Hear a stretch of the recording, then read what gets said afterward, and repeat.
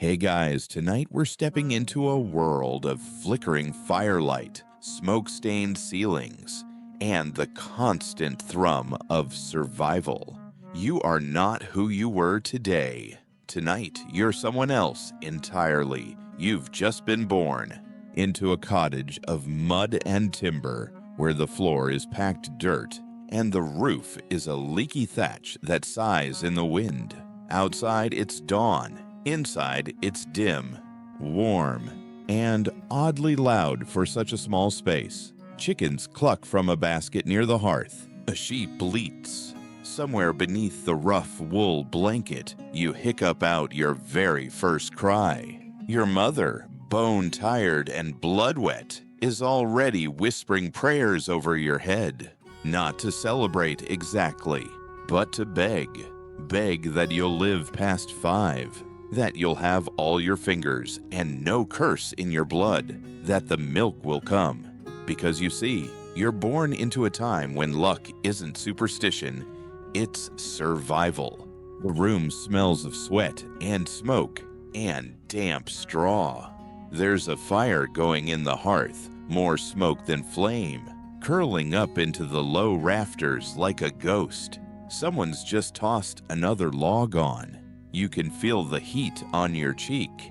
You're wrapped in linen that used to be someone's tunic. And above you, your father doesn't beam or cheer. He glances, sighs, and steps outside. He was hoping for a boy. You're not the heir to anything. You're a mouth, a future dowry, a tiny bundle of risk. Still, your mother presses you to her chest and hums something. Maybe it's a hymn. Maybe it's just the sound of surviving. By nightfall, your name has been whispered over the baptismal font. They didn't wait. Infant mortality makes no promises. You're now officially part of the church, and by extension, the world. If you die, at least your soul won't wander. Your home is a single room. There's a bed stuffed with straw, a bench, and a bucket that serves a less than glorious purpose. Soot decorates every surface. On the walls hang 2 wooden spoons and a cooking pot that someone once inherited like a family treasure. The air is thick.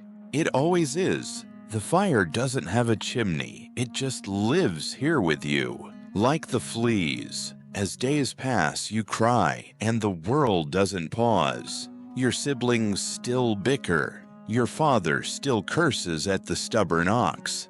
Your mother still hauls water with you strapped to her chest, swaying like a sack of flour with a pulse. And still, despite the world's indifference, you grow.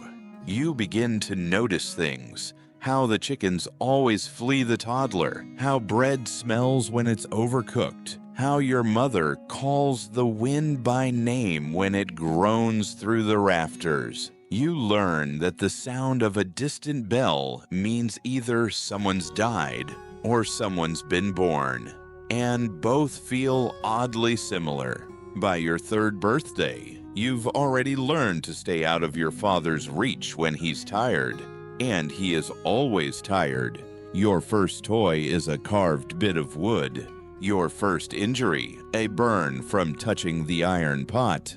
Your first task, holding a ladle still while your mother stirs porridge so thin it should technically be called regret. And yet, even here, where pigs sometimes sleep inside during winter and the blankets are always damp, you survive. That's no small feat. Historians still argue whether early childhood in medieval Europe had any moments of joy, or if the grinding hardship erased them. You find them, though, in your mother's lap as she sings lullabies in a dialect no scholar bothers to preserve, in the thrill of catching a frog, in the way your sister braids your hair so tight your scalp hums. The truth is, you don't know you're poor, not yet. You just know you're alive. And sometimes that's enough. By the time you're 5, you've beaten the odds. Half your playmates have not. There are unmarked mounds in the churchyard, small and quiet. Your mother doesn't explain them, just grips your hand tighter when you pass. Quirky tidbit: there's a chance your mother hung a rowan twig above the door the day you were born to ward off evil spirits. Not because she's superstitious, but because why risk it? The world is already full of things she can't control. If a sprig of wood helps her sleep, so be it. By now, you know not to cry when you're hungry. It only wastes energy. You know not to ask your father questions when his hands are black with mud. You know that bread crusts aren't trash. They're gold. And if your stomach cramps at night, you curl into yourself and hope it passes. Welcome to the Middle Ages. There's no room for fragile things here. But then, neither are you. By the time you can really run, you're also expected to work. There's no such thing as childhood the way modern minds imagine it. No toy chests. No soft schedules filled with music lessons and carefully supervised play dates. No, for you, growing up is less about becoming and more about becoming useful. You don't just play house, you learn it in real time from women who've done it their whole lives with hands that crack open from winter wind and scalding water. You rise before the sun now. Someone gives you a task: fetch kindling, shoe the chickens, scrape the soot from the pot, and you do it without much question. Not because you're obedient, but because you've seen what happens when you're not. A flick of your mother's switch, maybe. Or worse, your father's belt. Your fingers aren't quite dexterous yet, but that doesn't matter. You practice spinning wool until the thread breaks less often. You spill flour once, only once. After that, you learn to balance a heavy bowl like your life depends on it. Because it sort of does. There's no school unless you're a boy from a family with enough silver to bribe a priest into caring about your Latin conjugations. You, however, will be educated in the way of every other girl through your mother's voice, your grandmother's hands, and your older sister's sharp looks when you get something wrong. You learn quickly, not because anyone praises you, there's little time for that, but because your survival depends on it. You memorize the feel of a clean pot, the quiet signs of a sick goat, the ratio of herbs that will soothe a bellyache, and the one that will accidentally keep a man sleepy and less angry. Historians still argue whether medieval girls internalized these lessons with resentment or pride. You're not sure either, you just do them. Maybe that is pride, or maybe it's just muscle memory by now. You discover that women don't own things, but they keep everything running and everyone alive. You sense that power isn't always loud. Sometimes it just means knowing how to stretch half a turnip into soup and still leave enough for the next day. There's a rhythm to this life. Draw water, grind grain, patch fabric, sing softly while darning socks so the baby stays calm. You find peace in the repetition sometimes, the same way people today might lose themselves in podcasts or rain sounds. Still, even here, even now, there's an unspoken countdown ticking. You're only 7, maybe 8, but the way people speak around you is changing. That woman from the next farm over, she stared at you for too long, whispered something to your mother. Your mother said nothing, but her hands got very still. There's a weight beginning to settle on your back. Not physical, not yet, but emotional, like you're walking toward a threshold you can't name, and everyone knows it but you. At night, while combing lice from your sister's scalp, you hear stories, half prayer, half warning.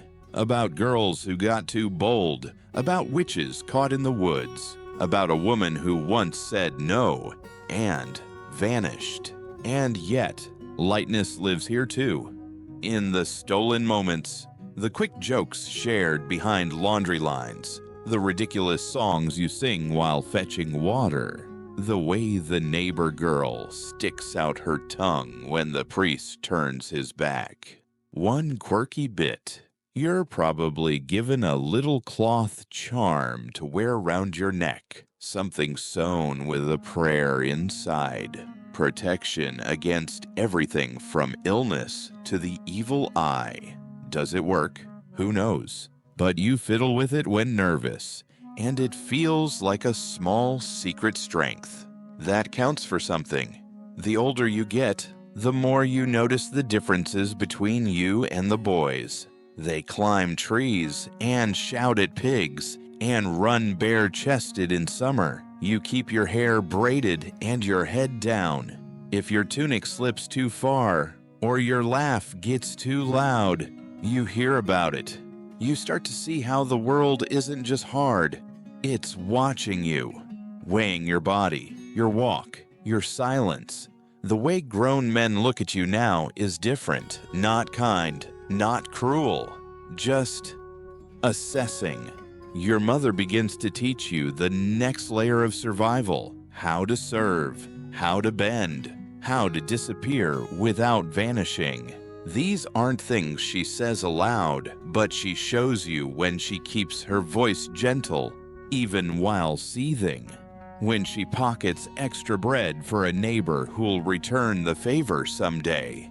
When she speaks to the priest in that special tone, the one that means nothing, but smooths everything over. It's hard not to see the cracks, to wonder why the men get the wine and the women get the work, why no one ever seems to leave, but some girls disappear for weeks and come back quieter than before. Still, your life marches forward. Your arms get stronger. Your mind gets sharper. You learn to make cheese, to gut fish, to sense when someone is lying. You laugh when you shouldn't. You cry when no one's looking. And then, one day, you wake up and notice something different. Something red. Something that means you've crossed into a place there's no returning from. Not in this world. Your mother sees the stain on your linens and doesn't weep, doesn't smile. She just nods, like she's been expecting this ghost all along. Puberty doesn't feel like a beginning. It feels like a countdown. Your body changes, and the village changes with it. People look at you differently now. The baker's wife watches you walk past with pursed lips. The old man who used to ruffle your hair no longer meets your eyes. And your own father grows quiet around you, not in awe or pride, but like you've suddenly become difficult to place. You've started bleeding monthly, and that means you're ready. Ready for what exactly? Oh, just the end of your autonomy. Not that you ever had much to begin with. You're 12, maybe 13, maybe 14. No one's keeping close track. You're not given a birthday cake. You're given a silence that settles over the family like smoke. Your mother begins brushing your hair more carefully. She teaches you how to avoid eye contact in the market, how to walk with your knees slightly bent so you don't look too proud. You don't understand it fully yet, but you feel it coming. The change, the deal, the trade. Historians still argue whether girls of this age were truly prepared for what was coming or simply resigned. Either way, the result is the same. Your name is whispered at other families' hearths. Someone's father rides over to discuss arrangements, and one day, your mother takes your hand too gently and says there's someone coming to meet you. This is your betrothal. He's older, of course. They always are. He has a beard.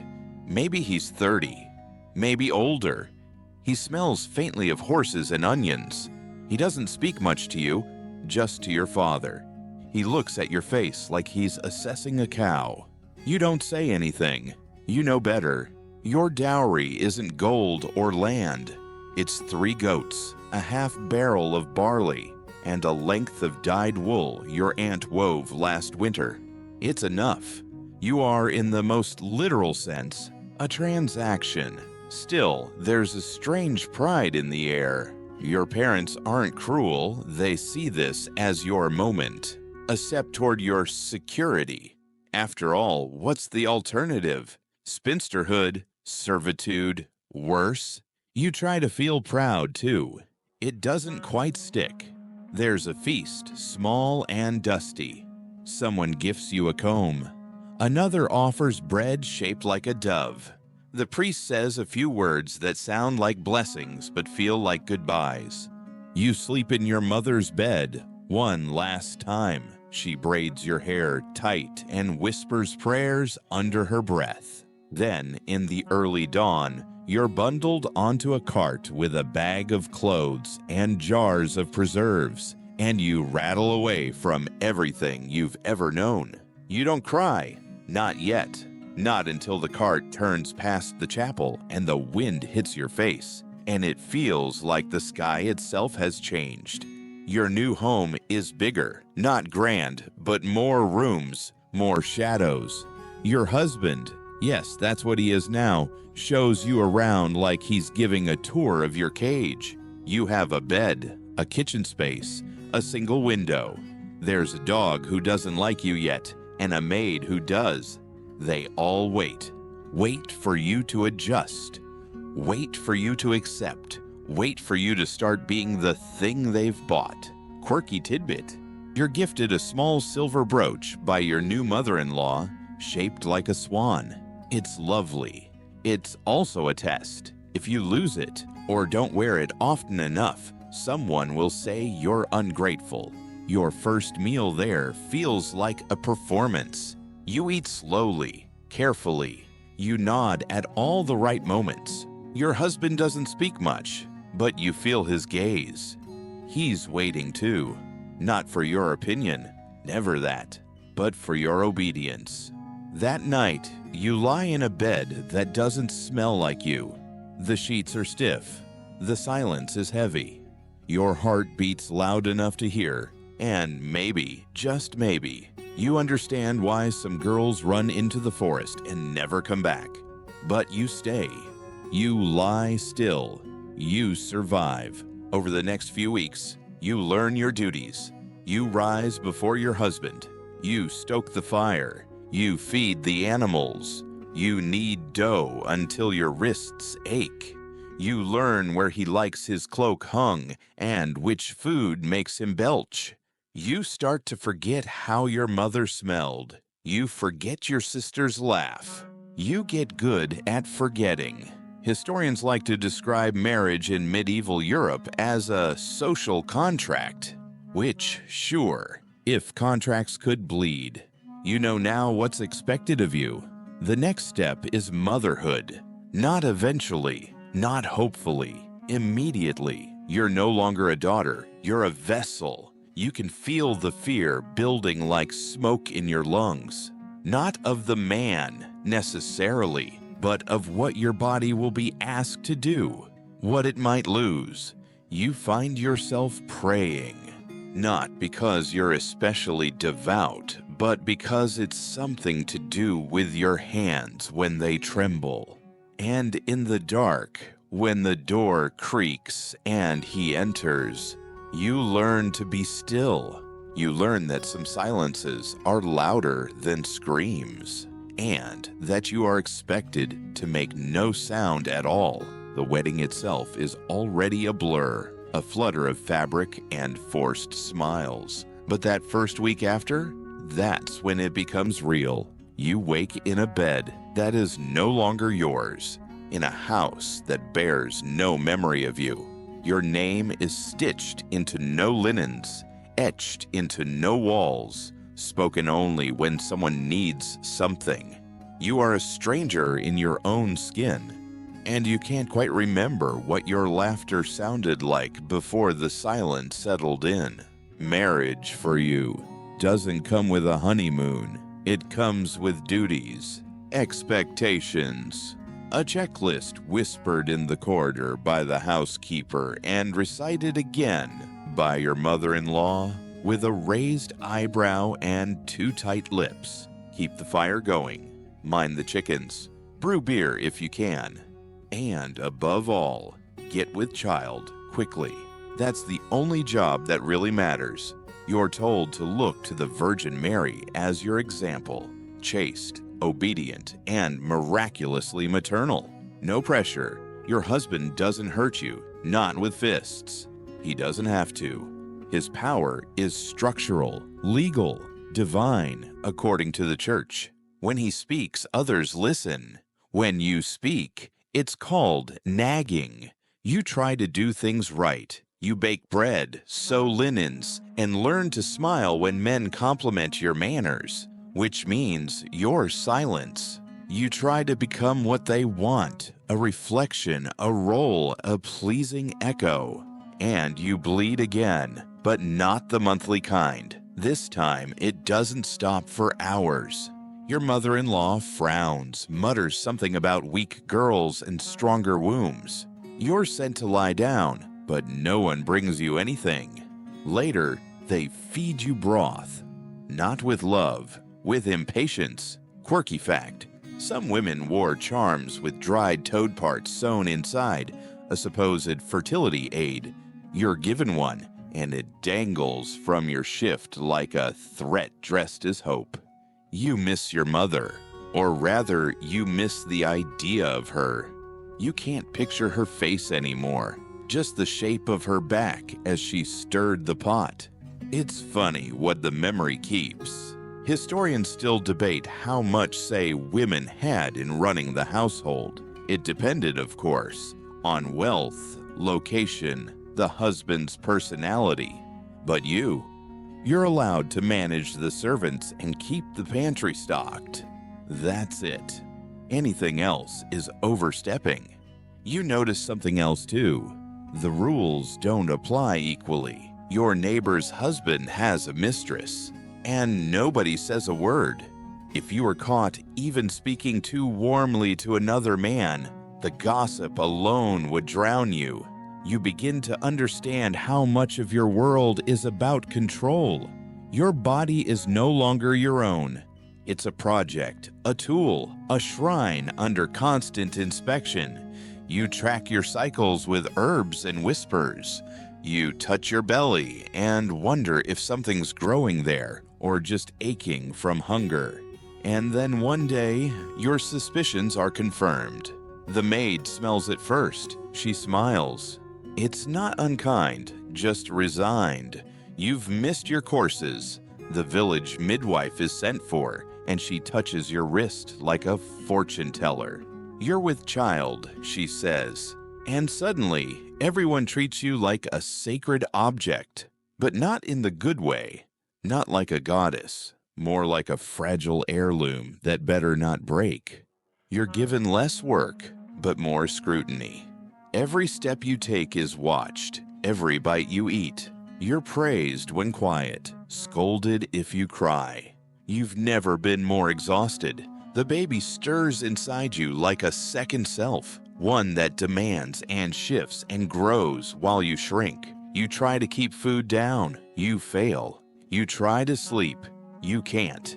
You try to smile, that's the only one that works. One night, you wake to sharp pain. You don't scream.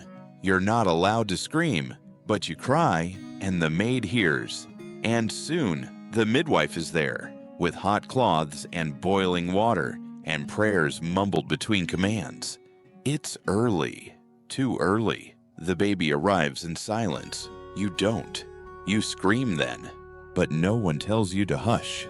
The silence in the room has shifted. Even the fire seems to dim. They clean you. They bury the baby in the churchyard the next morning. There's no marker. You don't ask for one. You wouldn't get it if you did. Your husband tells you, Try again. Not unkindly, just mechanically.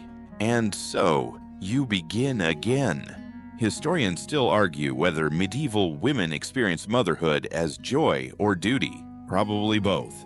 Probably neither. Probably something quieter than words. You begin again. You bleed again. You hope again. You bury again. And still, you survive. The next one lives. Barely. A boy. There's celebration of a sort. Your mother-in-law smiles for the first time. Your husband pats your head like you're a dog that finally fetched the right stick. You don't feel proud, but you feel something, like purpose. Like you bought yourself time. You press your son to your chest and listen to him breathe. You pray he lives. You pray he never knows what this cost you. But you don't say it aloud. You're a wife now, a mother. You're no longer allowed to speak about the pain. You're barely past the aches of childbirth before the rhythm of life reclaims you. The baby wails in the night, a sound like a crooked blade scraping across your thoughts. You learn the difference between his hunger cries and his fever cries. You never imagined there were so many kinds. Your body, meanwhile, has declared mutiny. Your back throbs from labor and laundry. Your hands are cracked from soap made with ash and pig fat. Your breasts ache from feeding, leaking through the cloth you stuff into your bodice. And still, no one offers relief, just advice. You should be grateful, they say. Some women can't have children. The days blur. You boil laundry, pound roots for medicine, stitch together what remains of your own strength. If you pause long enough to sit, someone finds you a task. If you look out of the window too long, they ask if you're lacking in gratitude. Once a week, you walk to church with your head down. The priest tells you to be obedient, to be modest, to be grateful for God's plan, even if it seems cruel. You kneel, not because you believe him, but because there's nowhere else to go. A fringe tidbit. In some towns, women who spoke out of turn were punished by being made to wear iron scold's bridles. Metal cages strapped to their heads with plates shoved into their mouths to keep them from talking. You don't get one, you just get shushed. Often, you find companionship where you can. A neighbor whose baby also won't sleep. A baker's wife who sneaks you an extra crust when your pantry runs low. Sometimes you gather near the well, where women trade recipes and rumors and sighs. It's the closest thing you have to freedom, talking without men nearby, laughing in half whispers. Historians still argue whether these moments, these tiny acts of resistance and connection, amounted to a true female culture, or were simply survival tactics. Either way, you cling to them like thread on a worn-out hem. Your husband starts spending more nights away, at the tavern, or supposedly helping with harvest. You're not sure which. You don't ask. You've learned not to. When he does return, he expects things in order. The house clean, the baby quiet, the food hot. If not, you're treated to silence, or worse, correction. One night, he pushes you. Not hard, but not gently either. Just enough to remind you who owns the space between you. You don't fall, but you do fold. Inside, there's no one to tell, no one who would care. The priest would ask what you did to provoke it. The neighbors would shift their eyes and whisper behind closed shutters. You hide the bruise with herbs and hope. You hear of another woman in the next village, Marguerite, they say, who was locked away by her husband for 2 years after he claimed she was unfaithful. No trial, no proof, just power and suspicion. They say the Pope himself had to intervene.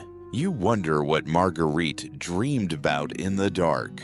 Meanwhile, your second pregnancy creeps in like an echo. You feel the sickness before the joy. You try to hope anyway. Maybe a girl this time. Maybe a little softness in the world. But when the baby is born, the midwife doesn't speak. She just wraps the body tight and leaves it near the door. You bury this one under a tree, not the churchyard. That spot is for souls with names, apparently. You plant rosemary and whisper her name into the dirt. No one hears it but the roots. Still, you survive. You survive again. You become a quiet expert in endurance, in timing the fire so the bread rises properly, in latching the baby in darkness, in recognizing the look that means it's safer not to speak. You catch your reflection once in a bowl of water. You stare. The girl from before is gone. In her place is someone else, someone more hollow, perhaps, but also harder to break. You trade stories with a woman who brews ale. She tells you she once dreamed of being a midwife, but her uncle said that was a witch's trade. So now she measures barley and prays over the foam. You nod, and don't say that you dreamed of teaching letters, of traveling, of walking beyond the village without fear or permission. You tuck that dream away. With the rosemary, there's a strange calm that settles, eventually. A routine. You know every creak of the floorboards, every season by the ache in your joints. You begin to recognize small blessings. The baby's laughter, the warmth of wool fresh from the fire, the silence when it isn't hostile. One evening, your son toddles across the room and hands you a crooked wildflower. It's half crushed, and he's proud as a king. You smile without faking it. That counts for something. Fringe fact: some villages believed babies born during thunderstorms would grow up cursed or blessed, depending on which grandmother you asked. Your third child arrives in a storm. You don't tell anyone. You just hold her close and whisper, "You'll be whatever you want." Historians still argue whether women in the Middle Ages had hope, but you know better. Hope wasn't a luxury, it was a tool, a sharp, stubborn seed planted in dry ground. You don't water it with faith, you water it with defiance. Your days stretch on. You get better at managing the ache, at finding softness in the scraps. And slowly, despite everything, you build a life, not the one you asked for, but one that holds. At night, when the children are asleep and the fire is low, you sit by the window and hum old songs, songs your mother sang, though you no longer remember the words. Just the rhythm, just the memory of being held. You've learned the secret no one speaks aloud. You are not weak because you endure. You endure because no one taught you how to give up. Section 6. The days start to blur together, but in a way that becomes oddly comforting. You wake, you work, you sleep, if the baby allows it. The sun rises behind the same hill, and you can measure the seasons by how the wind moves through the trees outside your cottage. Your third child survives. A daughter. She grows with a fierce, observant quietness. She watches you the way animals watch the sky, half wonder, half warning. She speaks early, sings often, and clings to your skirts like ivy. You name her after a saint, but you think of her as your second breath. Some days, you worry about her future more than you worry about your own, because you know what's coming. You've lived it. Marriage before the bones finish growing. Childbirth before the dreams begin forming. Expectations tied to her hips like chains. And still, you hope she'll get lucky, that she'll marry a kind man, that she'll survive, that she'll sing. Fringe tidbit. In some medieval households, girls as young as 7 were betrothed, promised to men 3 times their age, not for love, but for land, politics, and a father's favor. You mend her little dress while she plays in the corner. Stitch by stitch, you wonder if the thread can hold more than cloth. Maybe it can hold prayers or spells. You don't believe in magic, not really, but sometimes you pretend, just in case the saints are tired of listening. And yet, not everything is shadows and weight. On some days, there's joy. You laugh when the goat escapes and races into the baker's yard. You dance in the rain with your daughter when no one's watching. You and your neighbor trade bread for onions and gossip for stories. You remember a part of yourself that used to smile before being asked to justify it. Your husband grows older, not softer. His anger no longer burns. It simmers, controlled, measured, quiet, in a way that's more dangerous than before. You learn to anticipate it like a change in weather, and still, you stay. Because leaving isn't a choice. Not with children, not without land, not in this time. Historians still argue whether women ever truly had options back then, whether convents, widowhood, or rare inheritances counted as real agency, or were just different cages. You try not to think about it too much. Thinking too far ahead is like looking at the sun. It'll burn something inside you. Your oldest son is now nearly a man. You watch the village priest teach him letters while your daughter plays with sticks. You're proud of him, but quietly uneasy. You've seen what happens when boys become men in a world that hands them power like a birthright. You hope he chooses gentleness. You hope he doesn't forget your hands, the ones that raised him, fed him, held him through fevers. You've stopped attending certain feast days. The crowds exhaust you. The gossip drains you. And the sermons, well, you've heard them all before. Obey your husband. Suffer with grace. Rejoice in your duty. You'd like to see the priest give birth in the dirt behind a stable and still preach about grace. But you still find faith, not in the church, but in the patterns. The way seeds know when to sprout, the way babies reach for warmth, the way some women leave crusts of bread on windowsills for others to find. It's not divine, but it's sacred.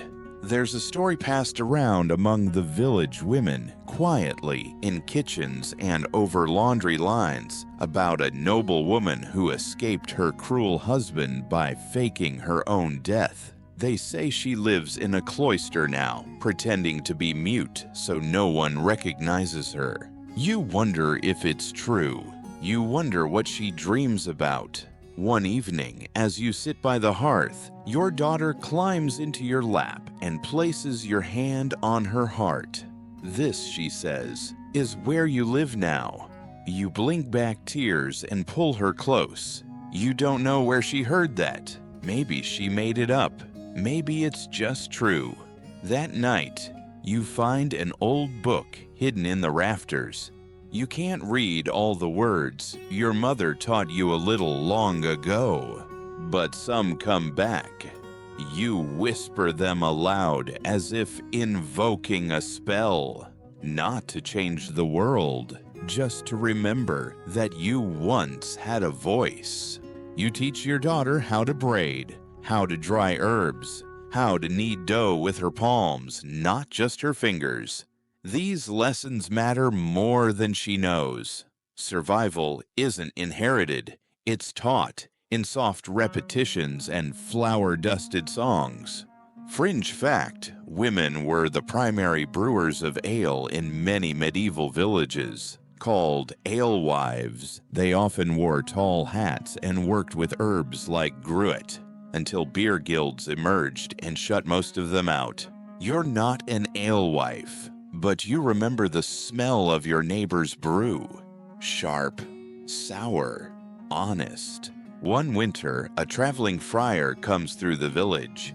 He preaches fire and punishment from atop a crate, warning that women's souls weigh heavier with sin, that we are temptresses by birthright. Your daughter asks what he means. You tell her he's wrong. You wonder how many women believed him anyway. You wonder how many still do. You start keeping a journal, not a real one, just scraps of parchment hidden behind the beams. You write memories, recipes, things you want your daughter to know when you're no longer here, things you're afraid history will forget. One entry simply says, "They'll never thank us." But we were the ones who held it all together. You're not sure who they are, but it feels right. Historians still debate whether domestic labor, cooking, cleaning, childcare should be seen as cultural contribution. You think the answer is obvious. Without it, kingdoms crumble. Without it, the world ends one diaper at a time. You watch your daughter sleep and think, maybe she'll grow up to read every word you never got to. Maybe she'll speak her truth and not apologize for it. Maybe she'll burn brighter than the world allows. And maybe, just maybe, she won't be punished for it. For now, you sleep, wrapped in the soft, smoky air of your small cottage. Tomorrow will come fast. It always does. Spring arrives like an apology. The air turns warmer, coaxing buds from brittle branches and color from your fingertips. You walk barefoot again. The earth is soft and damp beneath your toes, and for a moment, it feels like forgiveness. For what?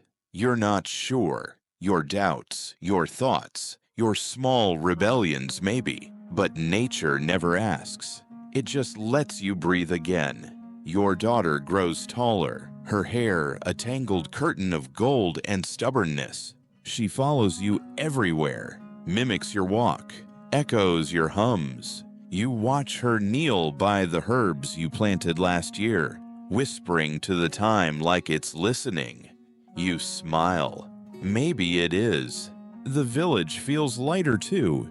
People emerge from their homes, blinking at the sunlight, dragging chairs and baskets and gossip out into the lanes. You trade pickled eggs for a wedge of hard cheese. You share laughter over chickens that won't stay penned and babies who chew on firewood. The weight isn't gone, but it's shared now. Fringe tidbit, spring festivals often included maying, when villagers danced around tall poles and snuck into the woods with partners. It was considered naughty, joyous, and completely inevitable. You didn't participate when you were younger. You were already married, but sometimes you wonder what it would have been like to run into the forest for want, not obligation.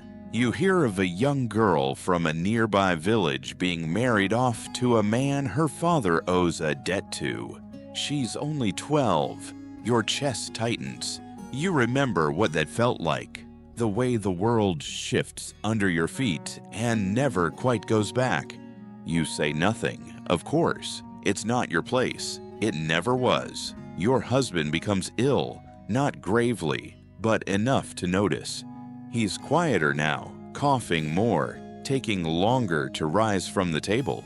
You tend to him, gently, efficiently, not out of love, but because someone has to.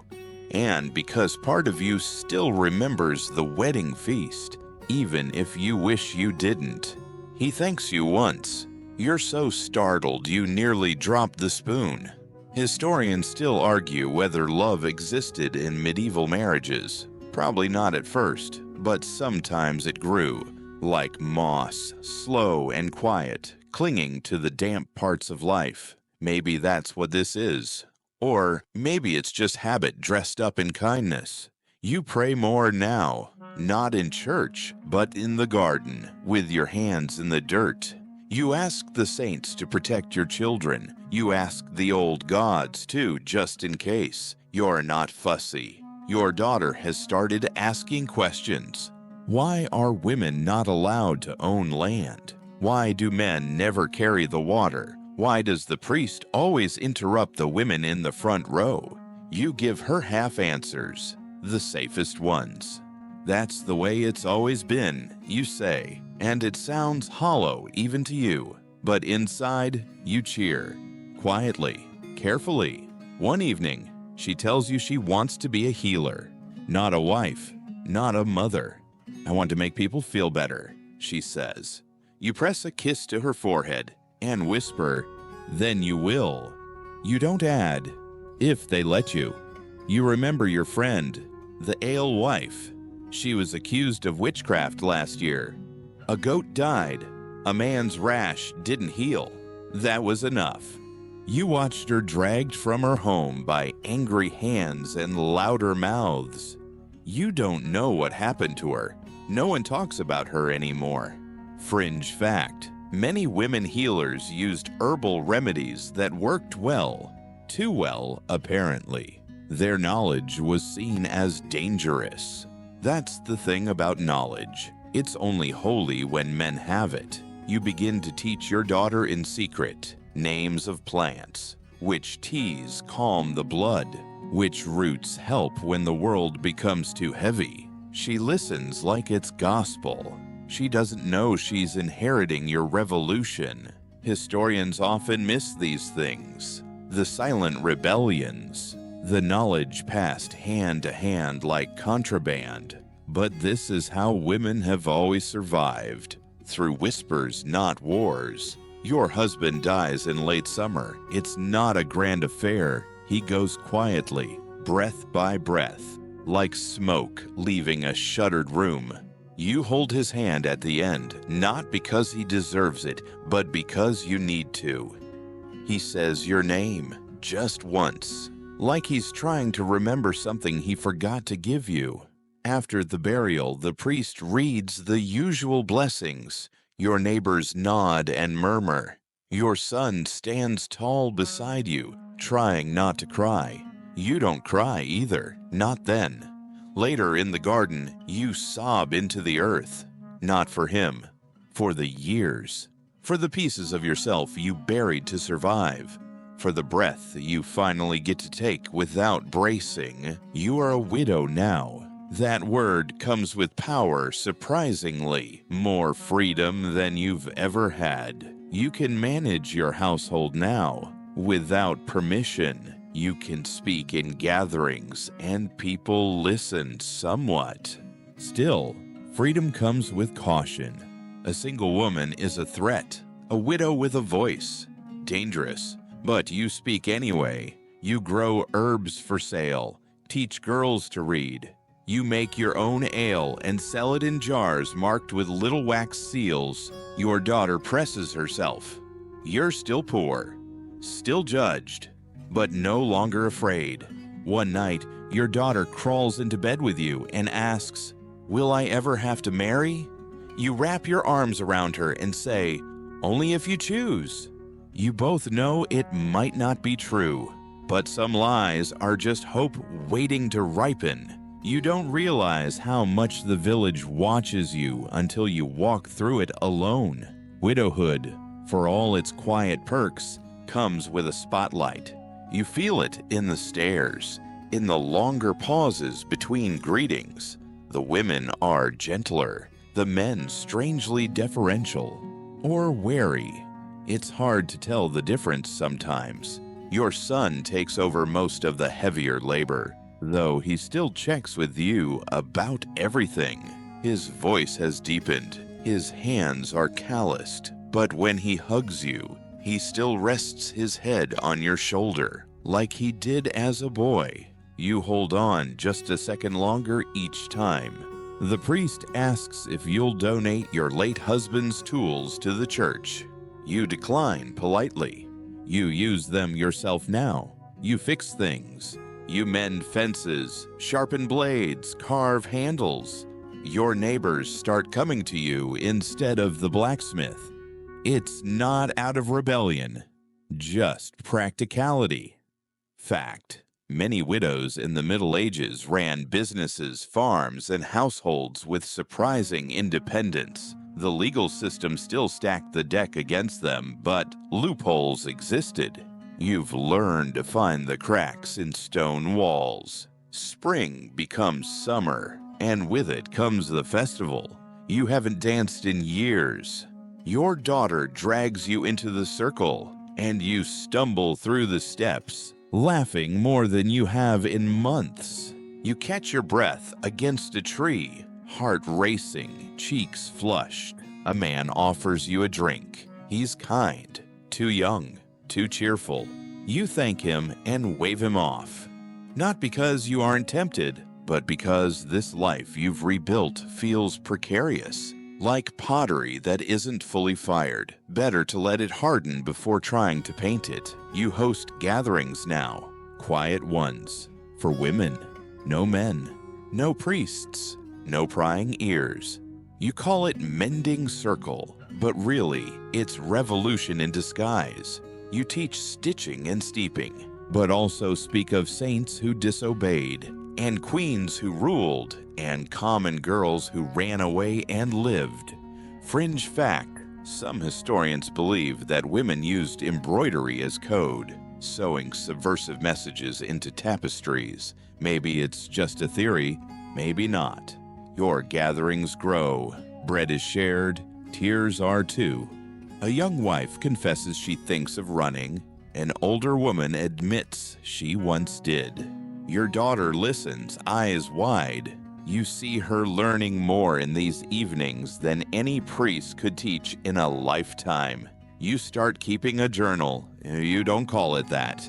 Just little notes, planting dates, names of women who helped others, words your mother once said. You keep it under a loose stone near the hearth, not because it's dangerous, but because it's yours.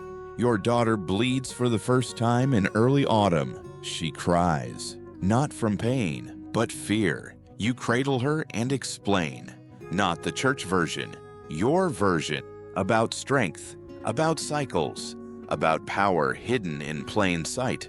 Historians still debate whether medieval women saw menstruation as shameful or sacred. You decide it can be both, or neither. You decide your daughter will get to choose.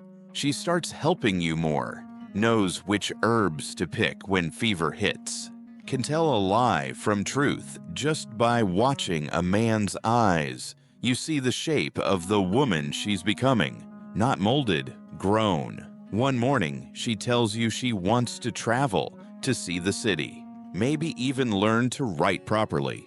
You don't cry, not where she can see. You nod and say, when you're ready. You know what it means to wait. The winter comes early that year. The snow is thicker. The dark arrives sooner.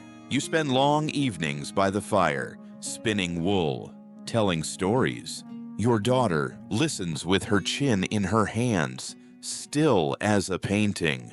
One night, you speak of your own girlhood, of the man you almost loved, of the book you once found, the one with the pictures of plants and stars, of the dream you had once to become a midwife. You don't say it like regrets, just memories, softened at the edges. Your daughter falls asleep by the fire. You tuck a blanket around her, brush hair from her forehead, and you think, maybe that dream didn't die. Maybe it just changed shape. The next morning, she hands you a drawing. It's of you, in the garden, hair loose, hands deep in the soil, smiling. You don't recognize yourself at first. Then you do. You pin it beside the hearth, because sometimes daughters see the version of you that you forgot how to believe in. Autumn scrapes against your window like an old dog trying to come home. The air sharpens, smoke curls from rooftops. You wrap your shawl tighter as you step outside. The garden now more stem than bloom. The apples have fallen. The herbs are drying. Your bones creak like floorboards, but your steps are steady. Your daughter is taller than you now. She moves with purpose, talks with strangers, laughs with girls her age without flinching. You watch her hands, so like your own, as they gather, sort, stir, mend. She teaches the younger ones how to sew, how to listen to their bodies, how to tell when the old men in town are lying. One day she tells you she no longer wants to marry. Not now. Maybe not ever. You nod, slow and solemn.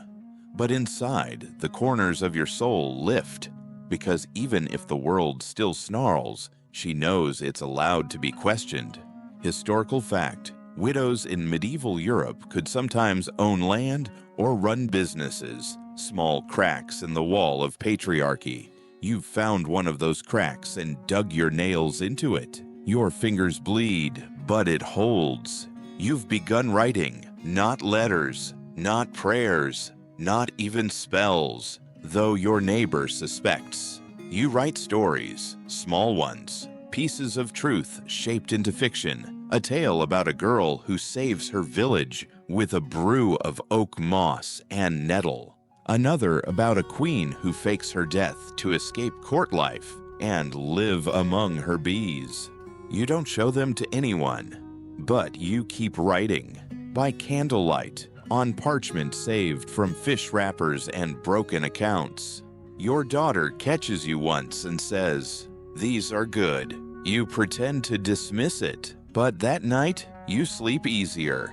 Fringe tidbit: some noble women in the 13th century kept personal books of hours, illuminated manuscripts with prayers, dreams, and sometimes doodles of cats stabbing knights.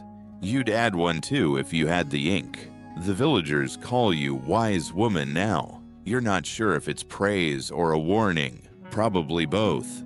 When a boy falls ill with coughing blood, they bring him to you. Not the priest, not the apothecary, you. You crush thyme and honey into a warm poultice and place it on his chest. You sing the lullaby your mother hummed when your own brother burned with fever. He lives. You become necessary, not liked by all, not safe exactly, but necessary. And that's enough. Historians still argue whether female folk healers were respected or merely tolerated. You think the truth's in the herbs, useful until they grow too strong. Your daughter begins to teach. She holds gatherings in the yard, talks about herbs, about history, about why St. Bridget might have just been an Irish goddess disguised as a nun. Some of the older villagers leave early, but the girls stay late. You catch glimpses of yourself in her, polished and bolder. She doesn't apologize before she speaks. She doesn't whisper when men enter the room. You watch her and feel something like regret and pride and rage at the world that made you choose between the two. Winter comes again, the fourth since your husband died. The world dims sooner each day. You and your daughter fill the silence with stories, sometimes old ones, sometimes the ones you wrote. You both laugh at the idea of noble virtue. You both cry at the story of the girl who lived in a tower and sang to the stars. One evening, a writer comes, rich cloak, clean boots, a scroll sealed in red wax. Your stomach knots. He carries a message from a cousin, distant, influential, and suddenly interested in your daughter. A match, he says, with a young lord, generous estate, noble blood. You look at your daughter. Her lips press into a line sharp enough to cut. You thank the writer, feed him soup, and send him away with the dawn. The next day, you burn the scroll. Historical debate. Did all women lack choices? Some historians suggest a few noble women, like Eleanor of Aquitaine, defied norms and chose their fates. But those were exceptions. Loud, dangerous exceptions. You've decided you'd rather your daughter be a quiet revolution. More writers come. some with flattery, some with threats, one with gold. You return it all, politely, then not so politely, then with a bucket of pig dung. Rumors begin that you're keeping your daughter for something dark, that you've made a pact with the forest spirits, that your dead husband haunts your garden. He doesn't. You checked. The priest pays a visit, speaks in gentle tones about obedience, about a woman's place, about Sodom. You make him tea and lace it with something that makes him forget half of what he came to say. You plant more garlic. It can't hurt. You start locking your door. You wake to scratches at the shutters sometimes. A chicken missing. A curse carved into your door frame. But your daughter is still here, still free. Some nights, the two of you sit by the fire and whisper lists, all the things you never got to do and all the things she still might. Dance barefoot on stone, read every book, learn to swim, name a star, grow old without apology, and always, always live loud enough to be remembered. The garden sleeps again, but something beneath it stirs. You wake to frost on the inside of the window. It glitters like a warning. Outside, the trees stand naked, bones outlined against a pewter sky. Your joints ache. The kettle whistles.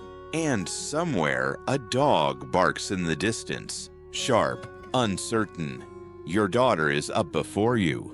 She's walking the perimeter, basket in hand, tracing symbols in the dirt with her boot. You taught her those patterns, some passed down, some invented, all half forbidden. There's talk in the village again, not just whispers now. A child had a seizure. The baker's cow gave birth to a calf with 2 legs. A nobleman's wife bled for 12 nights and didn't die. They say the world is out of balance, and women who read too much are to blame. Historical fact, in late medieval Europe, especially after the Black Death, superstition rose sharply. Women healers were often the scapegoats. If your tincture cured someone, it was divine. If it failed or succeeded too well, it was witchcraft. You go to market anyway. Your daughter insists on coming. The crowd is quiet as you pass. A boy crosses himself. An old woman bows. A man spits near your boot. The baker's wife, hands thick with flour, presses a bundle into your palm. Eggs, soft cheese, dried rosemary. "I saw what you did for Lillian," she says. "Thank you." You nod. Not everything rots. Not yet. But you feel it coming. Later that week, a magistrate arrives. His cloak is crisp, his beard trimmed, his eyes are too still. He asks questions, but not like someone who wants answers, more like someone confirming rumors. He asks if you've ever spoken to the dead. You say yes. Your husband mostly, usually to remind him where he left the axe. He doesn't laugh. Fringe tidbit. Some medieval courts considered laughter, especially by women, as signs of possession. Joy apparently was suspicious. He asks if you own a black cat. You say you used to. Then the priest ran over it with his cart. He still doesn't laugh. Your daughter says nothing, just stands there, arms crossed, gaze steady. When he leaves, he takes nothing. Not yet. But he says he'll return. That night, you bury your books, not out of fear, out of strategy. You dig beneath the elder tree, the roots like knotted hands. You whisper each title as if it were a prayer. The Book of Herbs, On the Movements of the Moon, Letters from Daughters of the Cloister. Your daughter adds one she wrote herself, on stories and songs and the power of listening. You cover them carefully, say you'll return for them someday, or someone will. Historians still argue whether the witch trials were about religion, property, or just plain misogyny. You think it was about fear, of women who dared to know, of daughters who said no. One morning, a girl appears at your gate, eyes wide, lips trembling. Her father beat her for reading by candlelight. Her mother said nothing. She ran. You feed her soup, let her sleep. Later, she helps you in the garden. She doesn't say much, but her hands know how to pluck gently, how to carry without spilling. Soon others follow, some bruised, some angry, some just tired. Your home becomes a place of pause, a kind of liminal space between pain and possibility. You don't call it a refuge, that's too grand, too permanent. You just say, you can rest here, if you need to. Your daughter sets rules.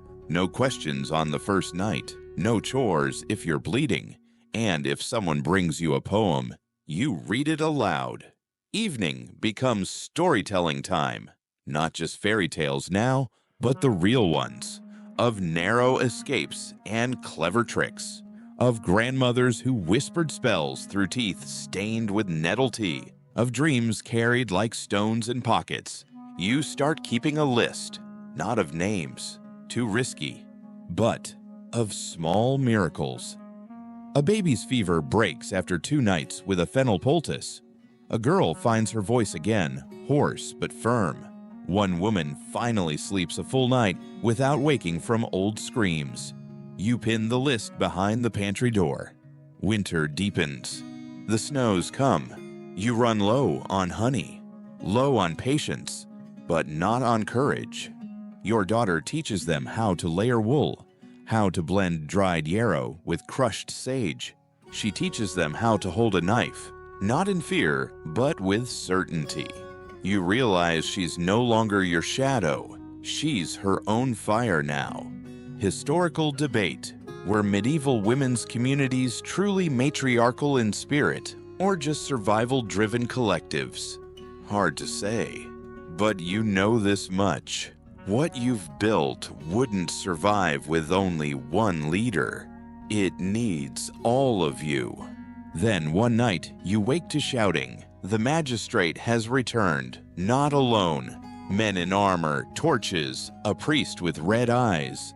They break the gate, drag out the girl with the bruises, accuse her of poisoning the well. You step forward, say it was you. They laugh. Say women lie like they bleed, too much and without reason. Your daughter steps forward too, then the girl, then the baker's wife. And suddenly, your small yard is full of women, lanterns held high, shoulders squared, voices loud even if shaking. You don't win. Not that night. They take the girl, but they leave you, for now. And the next morning, every door in the village is marked with a line of ash, your mark, as if to say, we see, we remember. You bury your fear next to the books. The roots keep it company. Section 11. The snow melts slowly this year. First, the hard-packed crust softens into slush. Then come the rivulets, threading down from hills, slipping past stone fences, pooling in wheel ruts. The thaw reveals things the winter kept quiet. Broken pots, bones, a long-forgotten pair of shoes stuffed with dried lavender. And mud. So much mud. You spend your mornings unclogging the gutter near the road. It's not your job, technically, but no one else seems to care if the water backs up. The village has grown quieter since the magistrate's visit. People nod without stopping. They keep their voices low, their shutters drawn tighter. Even the priest avoids your eye now. Your daughter, however, walks taller. She's cut her hair, says it gets in the way. She spends hours in the garden, turning soil, whispering to the roots like they're old friends. The other girls follow her lead. One starts making salves, another copies her handwriting. There's talk of building something, just a shed maybe, a place to store bandages and dried herbs. You let them plan. Historical fact, in medieval Europe, Spring was often called the hungry gap. Last year's stores ran low, but the new crops hadn't matured. Many peasant families went days without solid food, relying on onion broth or fermented rye. You know how to make broth from almost anything: roots, bark, even nettles if you dry them right. The trick, your daughter says, is roasting the garlic first. Otherwise, it tastes like punishment. One night, the wind carries music. Faint. Fiddles maybe. Someone celebrating. Not you. Not this house. Still the sound floats through the window and lingers. You're reminded of a fare from your own girlhood. Red ribbons, boiled sweets. A boy who kissed your wrist instead of your lips. His name was Thomas. Or maybe Thomas. Hard to remember. But you recall the way his breath fogged in the night air, how he said your eyes looked like storm clouds and didn't laugh afterward. That was before the marriage, before the first lost child, before grief became something you wore like a second bodice, tight, invisible, impossible to remove without ripping skin. You don't talk about him, not even with your daughter. Some stories are yours alone. Quirky tidbit. In parts of medieval France, it was common to tie a frog's leg around a grieving widow's wrist to absorb sorrow. Whether it worked is, less than confirmed. Back to the present. The baker's wife appears again, her face drawn tight. Her husband has fallen, a fever. She doesn't trust the village healer, she trusts you. You go. It's a long walk. Your boots are soaked by the time you arrive. The house smells of ash and lye soap and something sour. The baker's eyes are glazed. You recognize the look, like someone halfway between here and not. You don't promise to save him. That's never the promise. What you offer is comfort, cool cloths, a steady hand, the sound of someone humming in the next room. He makes it through the night, and in the morning, the baker's wife cries, not from relief, but from the unbearable act of hoping again. You let her cry. When you return home, your daughter has rearranged the pantry. Too many jars, she says, and no one ever finishes the mint. She's right. You throw out 3 jars of dust and relabel the rest. Historians still debate whether medieval households were matriarchal in practice, despite being patriarchal in law. You know this. When men disappeared into war, into madness, into drink, someone still had to hold the thread of daily life. That someone was almost always a woman. A week later, the girl who was taken, Merit her name was, returns. Thin, quiet, but upright. No one expected it. She says nothing about where she was, but she lets your daughter wash her feet. And that's enough for now. That night, a candle flickers oddly in the wind. A draft, maybe, or something else. You feel it again. That edge of something not quite seen. A question brushing against the back of your neck. Why are we still here? Why did they let her go? No one knows. But the answer, whatever it is, feels precarious. You double the wards near the gate, hang rowan branches in the corners, bury iron nails beneath the threshold, just in case. Historical fact. Many medieval women combine folk rituals with Christian iconography, hanging crosses beside herbs, whispering Latin over cups of yarrow tea. Faith wasn't a binary, it was a survival strategy. You dream that night of a fire, not a consuming one, but a controlled burn, purposeful, cleansing, the kind that clears space for growth. When you wake, the wind is gentle. The rain has stopped. In the clearing behind your home, someone has built a bench, rough-hewn, sturdy. No one claims it, but each morning, someone different sits there, sometimes to cry, sometimes to write, once to sing. You sit there once too, just to feel the sun on your face. You don't need a throne. This will do. The sun rises earlier now. You wake to birdsong and the distant clatter of hooves, some merchant passing through, no doubt. Your daughter is already outside, hands buried deep in soil, coaxing stubborn shoots of chamomile into growth. She says she can hear them when the wind is quiet, tiny voices urging each other upward. You don't argue. You used to laugh at such things. Now you understand. Sometimes belief isn't about what's true. It's about what gives you the strength to stand up and start again. Life continues. Barely. But it does. One of the village boys breaks his arm falling from a tree. You're called to splint it. The bones are young and soft, pliable with pain. You wrap them gently, humming some half-forgotten lullaby as you work. The boy sniffs but doesn't cry. His mother weeps instead. You place a hand on her shoulder. Good break, you say. He'll mend stronger. Historical fact. In medieval medicine, it was believed that certain types of fractures were blessed if they occurred before puberty, evidence that the body was still willing to heal with grace. Quirky tidbit. Some midwives wore charms made of snail shells to bring calm to crying children.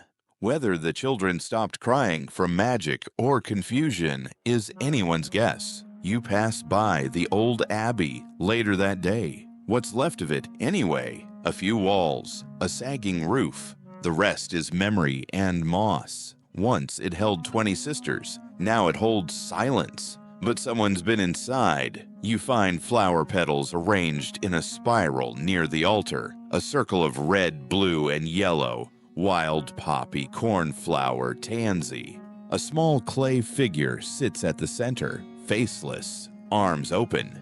You don't disturb it. Some offerings are meant to stay untouched. Your daughter follows your gaze.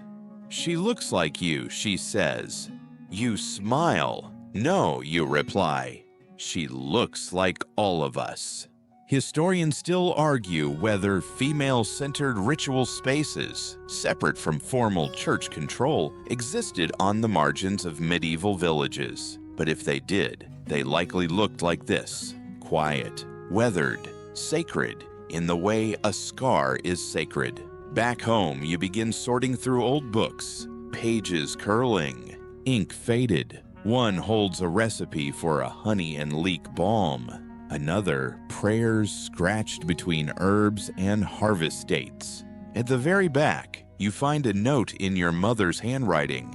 Protect what grows, even in the dark. You trace the letters with your finger.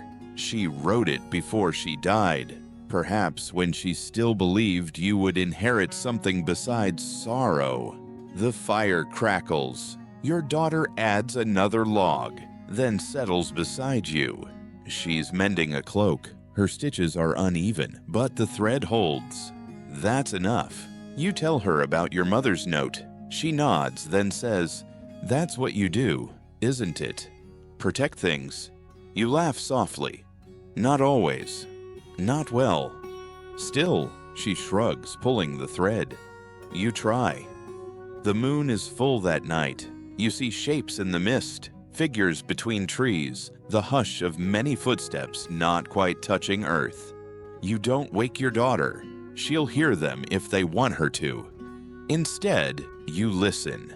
The wind carries voices. Some you recognize, others you never met. All women, all tired, all enduring. They do not ask for vengeance. They ask for memory. You whisper their names if you know them. Where you don't, you say, "Sister," and hope that's enough. The next morning, the village is restless. There's talk of a new lord arriving, young, unwed, foreign. They say he's bringing soldiers, that he'll want rent collected in coin, not grain, that his taxes will break the backs already bent. No one says the word riot, but it's there, hanging between teeth and tongues. You feel your bones tense. like they remember fire, like they expect to need it again. Your daughter says nothing, but she sharpens every blade in the house just in case. The merchant returns, this time with news. The noble's household includes a steward, a falconer, and 2 scribes. No women. Odd, but not unheard of. The steward visits your home. He's polite, too polite. That careful tone used for strangers who might curse you under their breath. He sees your herbs and asks no questions. He leaves with a salve for his master's aching joints and a bundle of sage he didn't ask for. You do not expect thanks. That night, you dream of feathers, a single black wing falling across the sky, of voices behind a door you can't open, of hands reaching upward, not to pull down, but to steady. You wake before dawn. The stars are still out. In the garden, your daughter stands barefoot in the dew. "He's coming today," she says. You nod. She doesn't say how she knows. Some things don't need saying. The Lord arrives at midday. He's pale, young, soft hands and hard eyes. He surveys the village like someone measuring a garment he never intends to wear. His men dismount. Their armor shines too brightly. They speak too loudly. They smell of wine and stale bread. The villagers bow. You do not. One of the soldiers notices, steps forward. Your daughter steps beside you. The air tightens, but the Lord waves the soldier off. He studies you a long moment, then speaks. "You're the healer," he says. You nod. "You'll serve my household when called." It's not a question. You say, "I serve those in need." He smiles. It doesn't reach his eyes. "Good," he says, and rides on. The village exhales. No one cheers. That night, your house is silent, but not afraid. The air feels heavier the next morning, not with storm, with waiting. The new Lord's banner now hangs outside the village hall, red and silver, a lion coiled around a crown, decorative, overcompensating, the kind of symbol men choose when they want to look more powerful than they feel. You don't like it. Neither does the village. Still, life resumes its pace, because it must. Bread must be baked, sheep must be sheared, infants must be soothed through colic and cradle cough. Even with change rattling the shutters, the chores don't stop. You head to the woods to gather valerian root. Your daughter insists on joining. The walk is long, but the silence between you is companionable. You find the patch beneath a twisted elm, roots like gnarled fingers clutching secrets. As you dig, your daughter hums something ancient, a melody without words. Maybe it's a prayer, maybe it's just a memory of one. You pause, brush a leaf from her brow. "Do you feel safe?" you ask. She shrugs. "I feel ready." Historical fact: valerian root was used as a sedative in medieval medicine, boiled into teas, chewed raw, or burned as incense. Some midwives even used it during childbirth, though it rarely worked miracles. Quirky tidbit: in one 14th century French village, there were laws banning women from entering council chambers with pockets, because some believed they could hide cursed herbs and cast spells with a flick of the wrist. You return to find a notice nailed to the chapel door. A new tax. For roads, they say. But there are no new roads. Your daughter reads it aloud, her voice even. You hear someone spit. The villagers gather that evening, not openly, but in the way people do when something's shifting. Eyes find one another across fences. Loaves are passed between hands like messages, and someone finally says it. We've had enough. No one disagrees. The next day, the steward arrives at your cottage again. His smile is thinner. "The Lord is ill," he says. You nod, already gathering what you'll need. When you reach the manor, you're escorted into a chamber too lavish for someone who just raised your taxes. The air stinks of sweat and spoiled milk. The lord lies propped on silks, shivering under layers. His skin is flushed, his lips pale. You place your fingers to his pulse. Weak, thready, still present. You ask about his water, his meals, his sleep. He answers curtly, irritated to need you.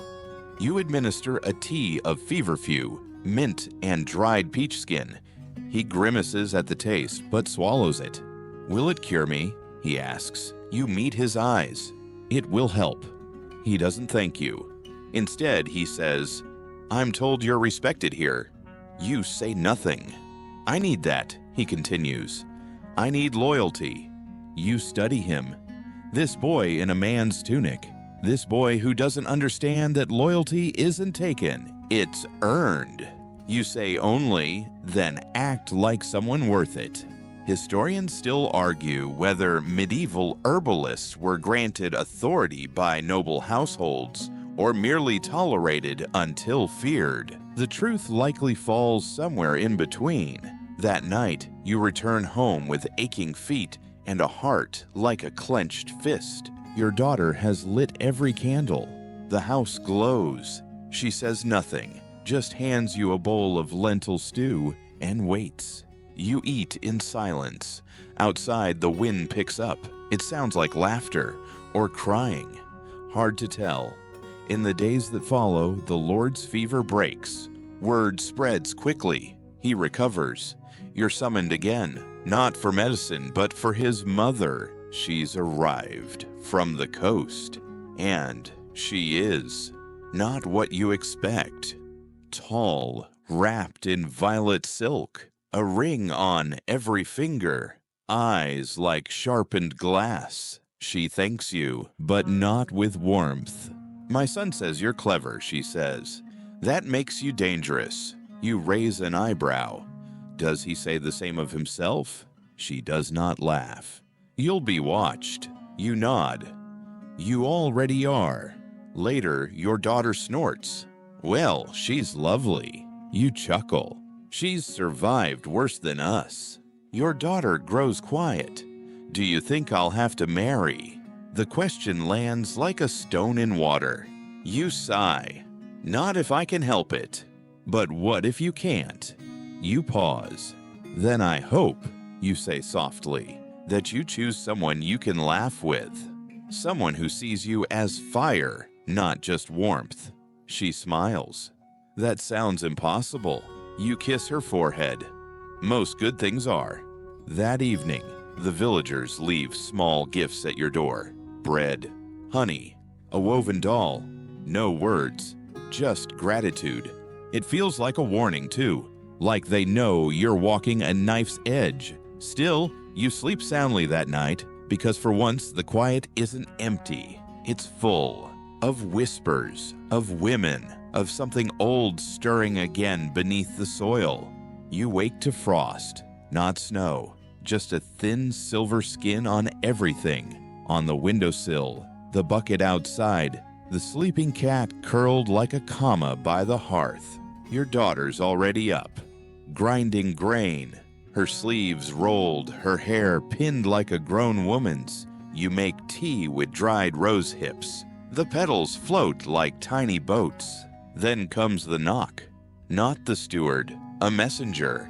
You're summoned, not to the manor, to the chapel. You take your herbs, your needle kit, your silence. Inside the chapel, the lady waits, the Lord's mother. She's seated in your pew. Of course she is. You greet her with a nod. She does not stand. My son is healthy, she says. You incline your head, but restless. He needs purpose. He needs order. You wait. She fingers her rosary.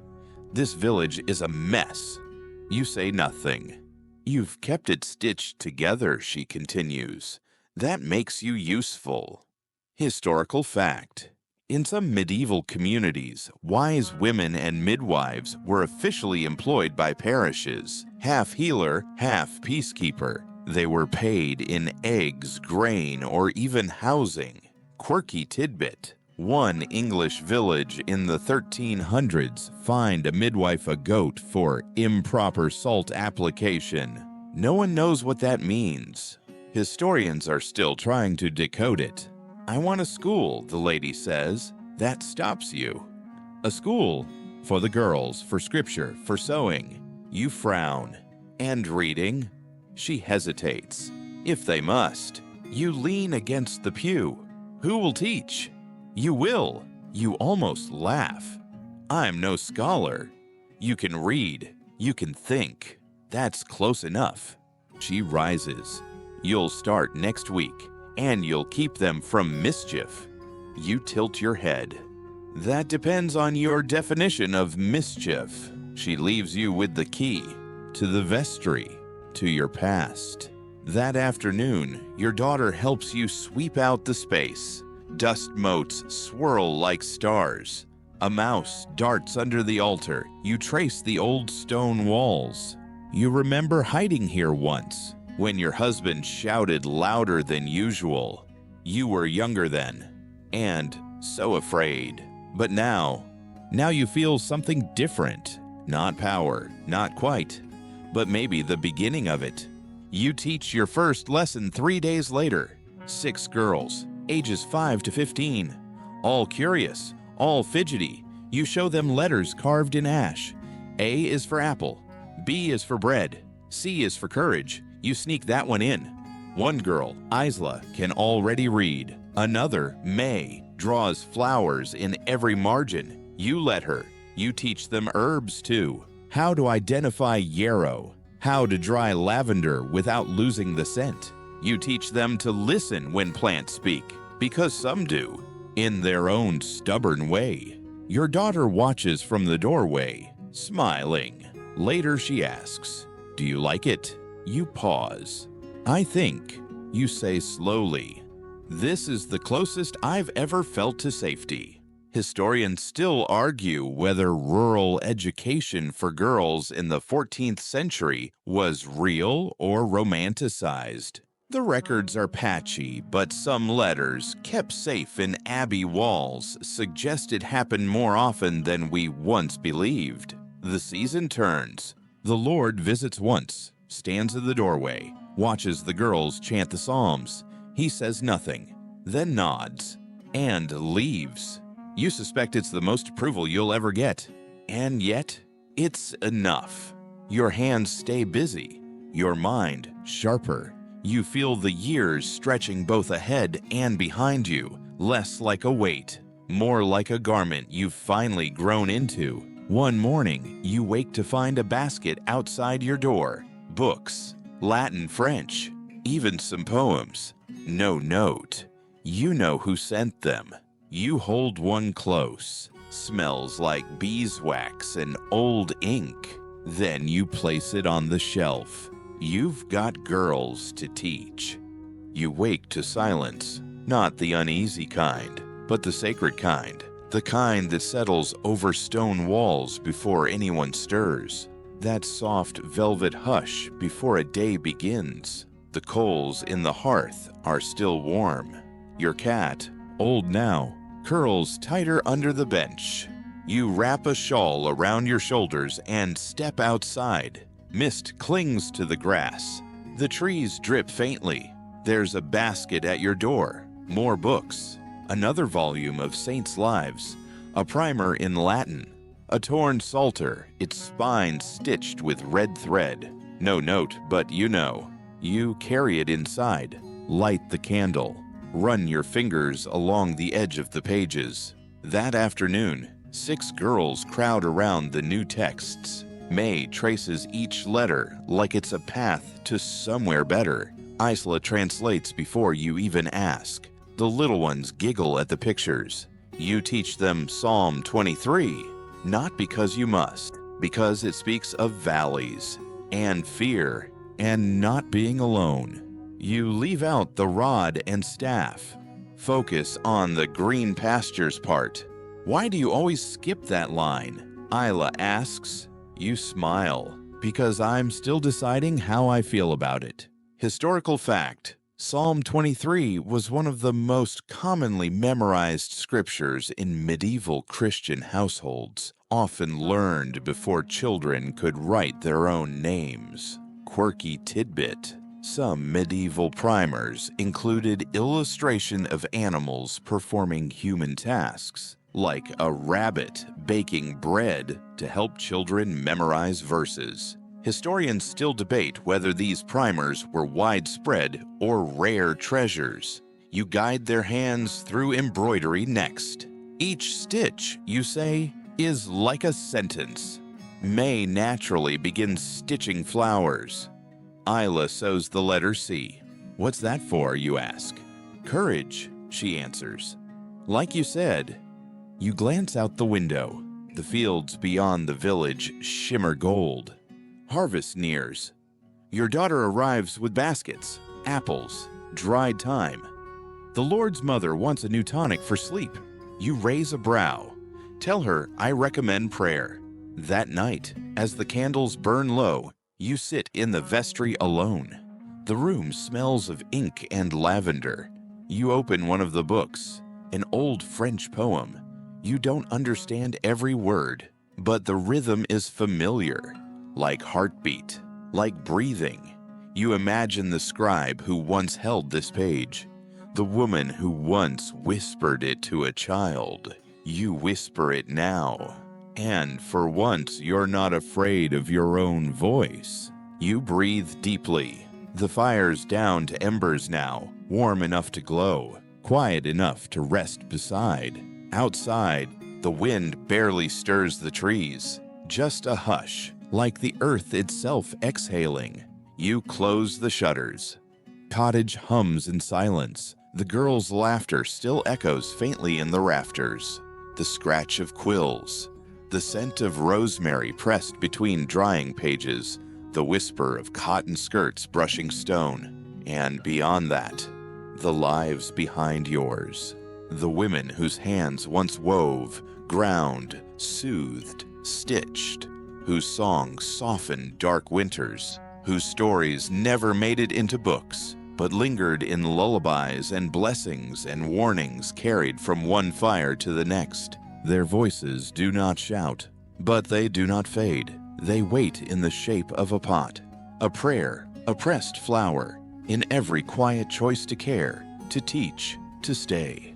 And now, you've joined them, not by birthright, not by titles or statues or songs, but by simply enduring, by showing up again and again and again. You sit by the hearth, your cat stretches against your foot, a low purr, and for the first time in what feels like forever, the silence is kind. You've earned this rest, so let your thoughts drift now. Let them wander through lavender fields and beside bubbling brooks, through letters traced in soot and stories shared in secret. Let them settle like dust in morning sunbeams, because tomorrow the world will stir again. The bread will need baking. The girls will return curious as ever. But tonight, just tonight, you don't have to hold it all. You can let go and sleep.